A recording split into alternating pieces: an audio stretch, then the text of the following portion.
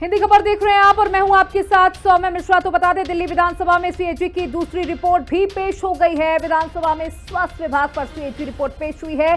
स्वास्थ्य विभाग में फंड की अनदेखी का आरोप लगा है। स्वास्थ्य विभाग में भ्रष्टाचार का आरोप है।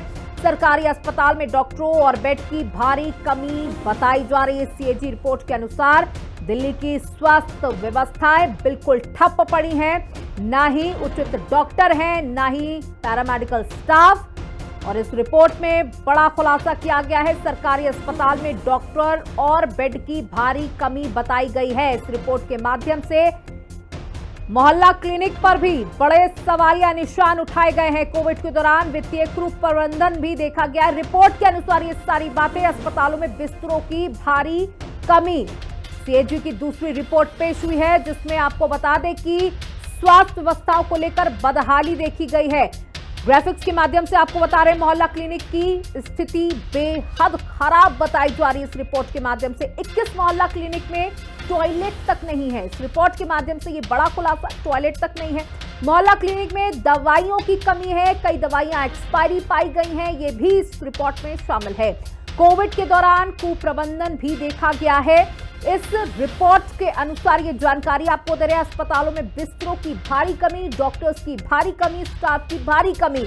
जहां एक तरफ मोहल्ला क्लिनिक को एक बहुत बड़ा जो प्रोपेगेंडा बताया गया था कि विदेशों में इस मोहल्ला क्लिनिक की तारीफ हो रही है, लेकिन इस सीएजी रिपोर्ट के अनुसार मोहल्ला क्लिनिक की स्थिति बेहद खराब है। डॉक्टरों की कमी देखी गई है। लोगों को दवाइयां सही तरह से मुहैया नहीं मिल पा रही हैं। 30 सेकंड तक, महज 30 सेकंड ही मरीज को देखा जाता था, उसके बाद मरीज को बाहर कर दिया जाता था। ये तमाम तरह की बातें कही गई। सरकारी एम्बुलेंस में जरूरी उपकरणों की भी कमी देखी गई है। तो कुल मिलाकर राजधानी की जो स्वास्थ्य व्यवस्थाएं थी वो बदहाल थी इस सीएजी रिपोर्ट के अनुसार। तो देखिए, फंड कितना था और खर्च कितना हुआ। 371.06 करोड़ का फंड था। उसके बाद खर्च कितना हुआ, दवाइयों और सप्लाई किस तरह से हुई, उसका फंड कितना रेस था और खर्च कितना हुआ। मानव संसाधन फंड कितना मिला और खर्च कितना हुआ। और बात की जाती थी कि स्वास्थ्य व्यवस्थाएं बहुत जबरदस्त चल रही हैं दिल्ली के अंदर। आईसी और बीईसी पर कितना फंड मिला और खर्च कितना किया गया। स्वास्थ्य से खेल खर्च में आम आदमी पार्टी फेल। इस सीएजी रिपोर्ट के माध्यम से ये तमाम बातें सामने आई है। हालांकि अब बीजेपी की सरकार है, देखना होगा कि जो ये रिपोर्ट पेश की जा रही है उससे कितना विपरीत काम किया जाता है आने वाले समय में। तो साथ ही आपको बताते चले कि ये रिपोर्ट पेश की गई है। सीएजी की ये दूसरी रिपोर्ट बताई जा रही है। चलिए आगे बढ़ते हैं। जहां राष्ट्रपति से मिलने न देने पर आतिशी बेहद खफा दिखाई दे रही हैं। दिल्ली के पूर्व मुख्यमंत्री और विधानसभा में नेता प्रतिपक्ष आतिशी ने कहा कि देश लोकतंत्र और संविधान से नहीं बल्कि तानाशाही से चल रहा है, लेकिन हम इस तानाशाही को स्वीकार नहीं करेंगे।